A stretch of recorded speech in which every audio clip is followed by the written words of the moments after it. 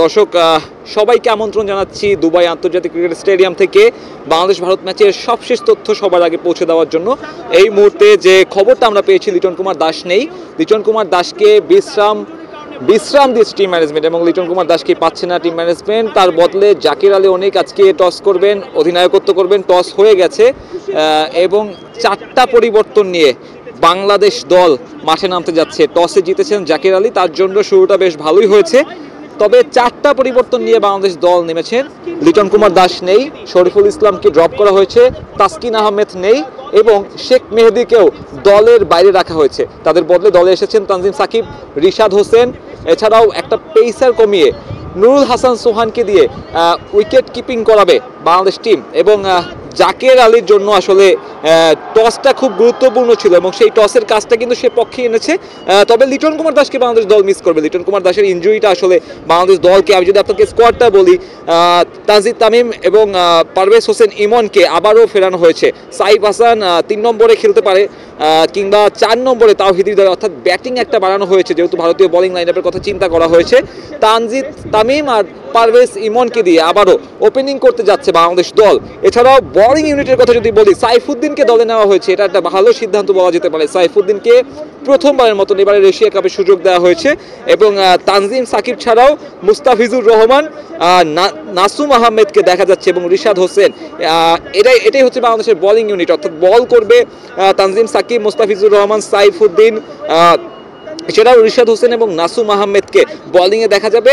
তাছাড়া part time bowler হিসেবে সাইফ হাসানকে আমরা দেখেছি বেশ কিছু ওভার বল করতে। তবে সব থেকে বড় প্রশ্ন যেটা হচ্ছে, বাংলাদেশ দল আসলে তাদের এই ধরনের ম্যাচে নিজেদের ওপেনিং জুটি পরিবর্তন করবে কিনা। যদিও তামিমের অভিজ্ঞতা বেশ ভালো, ভারতীয় দলকে আগে ব্যাটিংয়ে পাঠানোর মাধ্যমে কিন্তু বাংলাদেশ দল এই মাঠে একটা বাড়তি অ্যাডভান্টেজ পাবে। কারণ আমি যদি আপনাকে বলি, দুবাই ইন্টারন্যাশনাল স্টেডিয়ামে রান চেজ করাটা অনেকটাই সহজ। এবারে এশিয়াকে আমরা দেখেছি পরে ব্যাটিং করা দল সহজেই জিতে যাচ্ছে।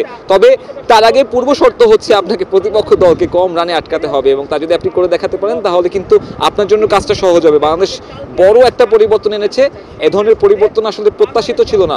তবে শেষ মুহূর্তে বাংলাদেশ সেই কঠিন সিদ্ধান্তটাই নিয়েছে।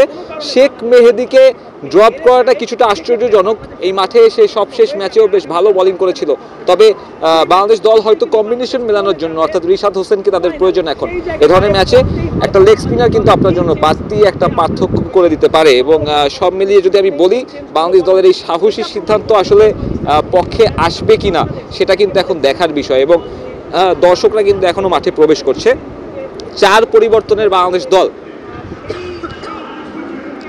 4টা পরিবর্তন নিয়ে বাংলাদেশ দল নেমেছে। তাসকিন আহমেদ, যারা এতক্ষণ লাইভে শুরু থেকে ছিলেন না তাদের জন্য আবারও বলতে চাচ্ছি, তাসকিন আহমেদকে ড্রপ করা হয়েছে, শরীফুল ইসলামকে ড্রপ করা হয়েছে, শেখ মেহেদীকে ড্রপ করা হয়েছে এবং ইনজুরিতে ছিটকে গেছেন লিটন কুমার দাস এবং প্রথমবারের মতো জাকির আলী অনিককে ক্যাপ্টেন্সির দায়িত্ব দেওয়া হয়েছে। যদিও বা দলে আসলে আরও অপশন ছিল যেখানে আসলে টিম ম্যানেজমেন্ট বাজিয়ে দেখতে পারতো আসলে অন্য কাউকে ক্যাপ্টেন্সি দেয়া যায় কিনা। তবে দল কিন্তু সেই পথে হাঁটেনি।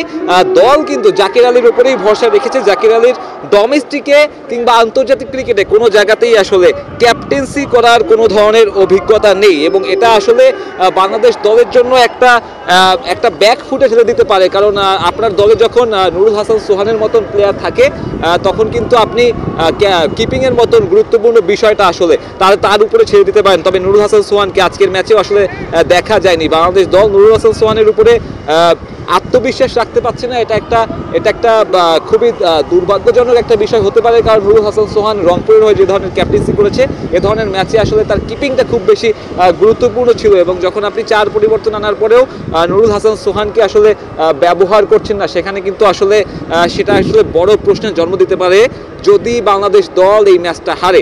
তবে বাংলাদেশ দল যদি ম্যাচ না হারে সেক্ষেত্রে কিন্তু এসব প্রশ্ন আসবে না স্বাভাবিকভাবেই। দল জিতলে সব প্রশ্নই আসলে সব ধরনের এক্সপেরিমেন্টই আসলে তখন পক্ষে আসে এবং সেটা কিন্তু আসলে দেখতে পাচ্ছেন দর্শক শেষ মুহূর্তে মাঠে ঢোকার যে তারা দর্শকদের যারা এখনো আসলে টসটা দেখতে পারেনি তাদের কাছে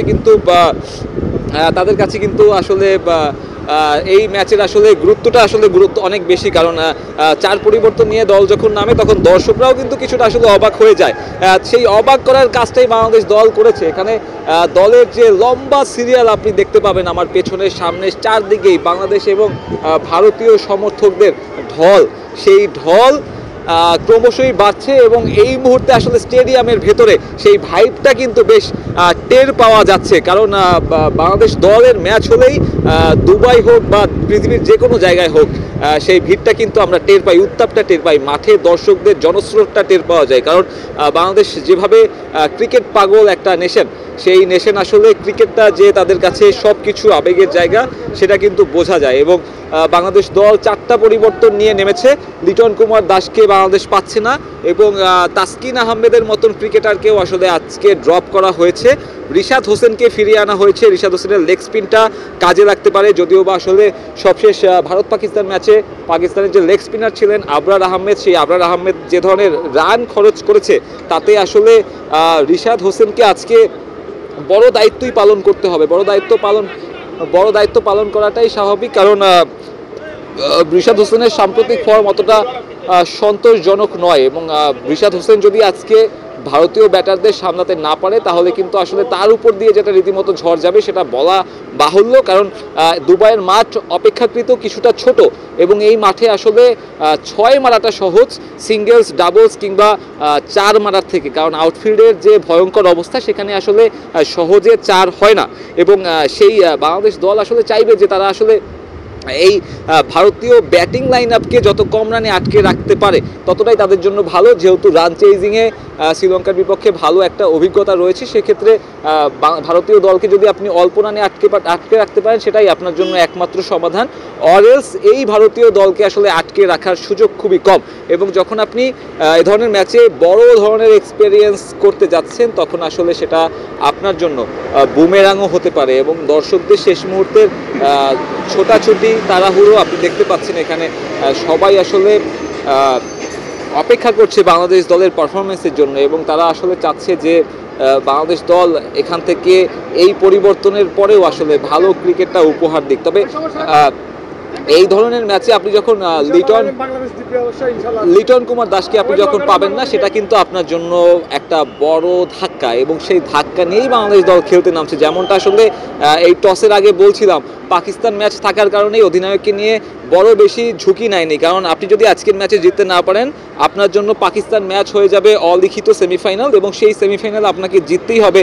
কারণ ফাইনালে ওঠার জন্য এই সেমিফাইনাল জেতার বিকল্প আর কেউ নেই এবং তখন আসলে পাকিস্তান ম্যাচে লিটন কুমার দাসকে প্রয়োজন হবে। লিটন কুমার দাসের ইনজুরি গুরুতর নয়, তবে বাংলাদেশ দল তাদের অধিনায়ককে নিয়ে সেফ সাইড রাখলো এবং তারা জাকের আলীর অধিনায়কত্বের উপরে ভরসা রেখেছে, যদিও জাকের আলীর অধিনায়কত্বের কোনো ধরনের অভিজ্ঞতা নেই এবং এ ধরনের ম্যাচের 4টা পরিবর্তন আসলে খুবই অবাক করা বিষয়, দর্শকদের অবাক করছে, আমাদেরকেও অবাক করছে।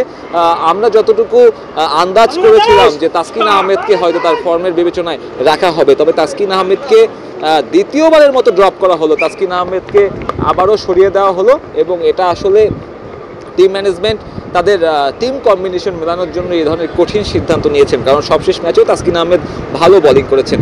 এছাড়াও শেখ মেহেদীর কথা বলতে চাই, হয়তো ভারতীয়রা স্পিনটা ভালো সামলায় বলে আসলে শেখ মেহেদীকে ছেটে ফেলে রিশাদ হোসেনকে দলে দেখানোর মতন একটা বড় সিদ্ধান্ত নিয়েছে, এছাড়া আসলে উপায় ছিল না। তবে দর্শক বলে রাখতে চাই, বাংলাদেশ দল কিন্তু তাদের পুরনো সেই ওপেনিং জুটিতে ফিরতে যাচ্ছে। পারভেজ ইমন এবং তানজিদ তামিমকে দিয়ে ইনিংসের গোড়াপত্তন করবে, এরপরে সাইফ হাসানকে হয়তো দেখা যাবে 3 নম্বরে, যেটা আসলে তার প্রেফারেবল পজিশন এবং লিটন কুমার দাস না থাকায় সাইফ হাসানকেই সেই দায়িত্বটা পালন করতে হবে।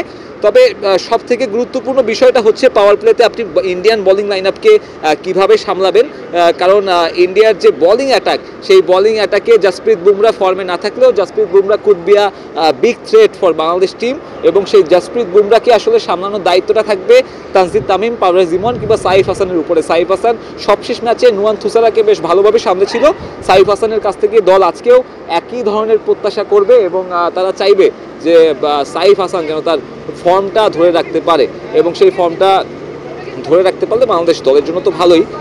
লিটন কুমার দাসের যে অ্যাবসেন্স, সেই অ্যাবসেন্সটাও হয়তো টের পাওয়া যাবে না আজকের ম্যাচে। এবং এখানে দর্শকদের সারি দেখতে পাচ্ছেন আপনি, যেখানে আসলে দর্শকরা এখনো মাঠে প্রবেশ করছে এবং এই লাইনটা আসলে বেশ লম্বা।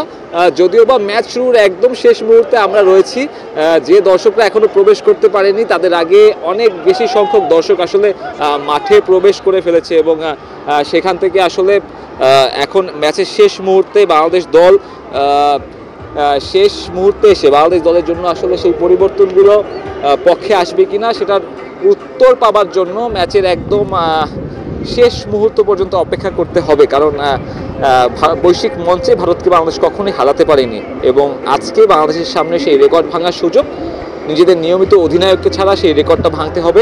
এশিয়া কাপের মঞ্চে নিজেদেরকে প্রমাণ করতে হলে নিয়মিত অধিনায়ককে ছাড়াই নিজেদেরকে প্রমাণ করতে হবে। কারণ ক্রিকেটের একটা অংশ ইনজুরি, এই ইনজুরিকে আপনি উপেক্ষা করতে পারবেন না, বাদ দিতে পারবেন না, ছাঁটাই করতে পারবেন না।